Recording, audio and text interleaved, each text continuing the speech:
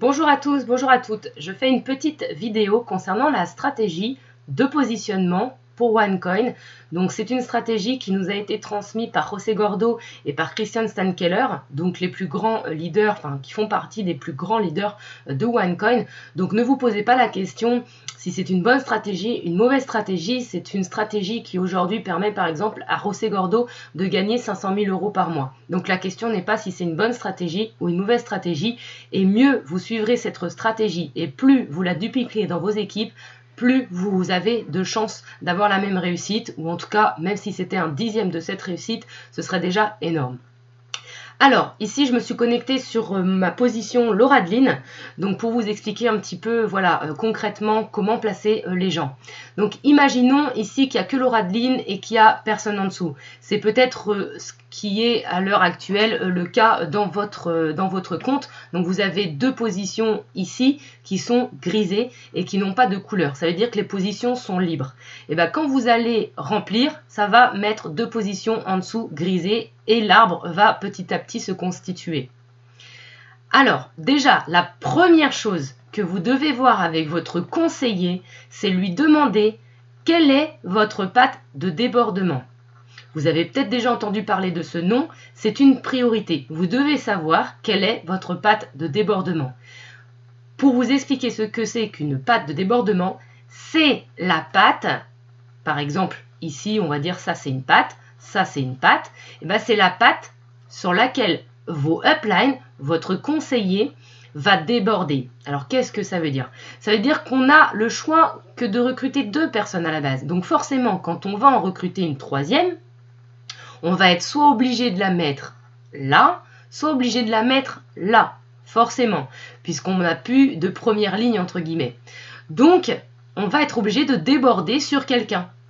Donc, il faut savoir où est-ce que notre conseiller va déborder. Ça, c'est la première chose. Si vous ne le savez pas, demandez immédiatement à votre conseiller avant de faire des placements. Une fois que vous savez quelle est votre patte de débordement, vous allez pouvoir commencer à apprendre à vos partenaires quelles sont leurs pattes de débordement. Donc là, je vais donner un exemple. Pour Pascal, Virginie, la patte de débordement, c'est celle-ci. C'est toujours la patte externe. Patte externe, patte interne. Alors, qu'est-ce que ça veut dire patte externe, patte interne? Vous voyez ici, c'est le cœur du réseau. Donc, celle qui est à l'extérieur, c'est la patte externe. Celle qui est vers l'intérieur du cœur du réseau, c'est la patte interne. Par exemple, ici, la patte interne, c'est celle-ci. La patte externe, c'est celle-là. On va prendre ici, pour Pascal Cheux, la patte interne, c'est celle-là. Elle rentre vers l'intérieur du réseau. Et la patte externe, c'est celle-là. Donc, si vous avez besoin, revisionnez jusqu'à ce que ça rentre. Donc, la règle d'or, c'est qu'on ne touche jamais, quand on positionne des gens, on ne touche jamais la patte interne de nos partenaires. Si je suis Laura Adeline, pour Pascal Virginie et pour Gladys2505, je ne toucherai jamais cette patte-là, jamais cette patte-là. Je ne touche que aux externes, qu'on appelle aussi les pattes de débordement. Donc, je vais déborder sur celle-ci. Et si, par exemple, Pascal Cheux n'était pas quelqu'un qui recrute, est un simple mineur, on va également déborder à nouveau sur la patte externe, et puis à nouveau sur la patte externe, etc., etc. Donc, ça va faire une ligne droite. Si vous vous posez la question, pourquoi on fait comme ça? C'est parce que si tout le monde fait n'importe quoi, on va mettre un peu sur la patte interne, un peu sur la patte externe, etc., etc. Si vous construisez les deux pattes de vos partenaires, ils vont gagner de l'argent alors qu'ils n'ont rien fait. Quel est l'intérêt de créer les deux pattes d'un partenaire et de lui faire gagner de l'argent alors qu'il ne le mérite pas? Donc forcément, vous construisez qu'une patte. Et donc la règle, c'est de toucher les pattes externes seulement. Et vous apprenez ça à vos partenaires. Et si vous n'arrivez pas à l'expliquer, vous demandez à votre conseiller d'expliquer à vos partenaires. C'est très simple. Ensuite, la stratégie, c'est de mettre 80% sur la patte de travail, donc la patte interne, et 20% sur la patte de débordement. Donc je répète, votre patte interne, c'est égal à votre patte de travail. Donc ça veut dire ce que c'est, ça veut dire que c'est là que vous faites le travail. Et votre patte interne, c'est votre patte... non, excusez-moi, votre patte externe, c'est votre patte de débordement. Donc, si on prend Laura Adeline, et que par exemple, ma conseillère m'a indiqué que ma patte de débordement c'était celle-ci, je vais mettre 80% dans cette partie-là de mon réseau, de mes recrutements, et 20% des gens que je recrute dans cette patte-là. Pour parler plus simple, je recrute 10 personnes, il y en a 8 que je place là et 2 que je place là. Et vous apprenez ça à vos partenaires également.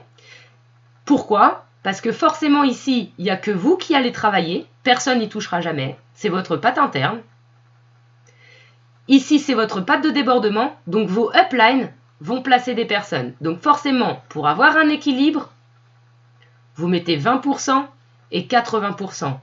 Si à un moment, vous vous dites « mince, c'est déséquilibré, ici, je mets 80%, j'ai 30 000 points et puis de l'autre côté, j'ai 5 000 points », vous continuez sur cette stratégie.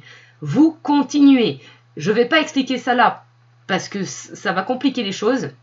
Mais ça va forcément se réguler. Même si ce n'est pas tout de suite, ça va forcément se réguler. Donc, restez sur cette stratégie et apprenez à vos partenaires à rester sur cette stratégie. Donc, je répète, 80% dans votre patte de travail, 20% dans votre patte de débordement. Amusez-vous à regarder cette vidéo, à mettre pause et à déterminer si vous avez compris où sont chaque patte de débordement et chaque patte de travail, chaque patte externe, chaque patte interne. Comme ça, vous mettez pause là maintenant à cette vidéo et je vais donner la réponse juste dans 5 secondes. Donc voilà, donc les pattes de débordement, ici, si ma conseillère m'a dit que c'était là, donc moi je suis en patte de débordement. Pour Pascal, Virginie, la patte de débordement c'est ici. Pour Pascal CH, la patte de débordement c'est ici. Pour Abondance 05, la patte de débordement c'est ici.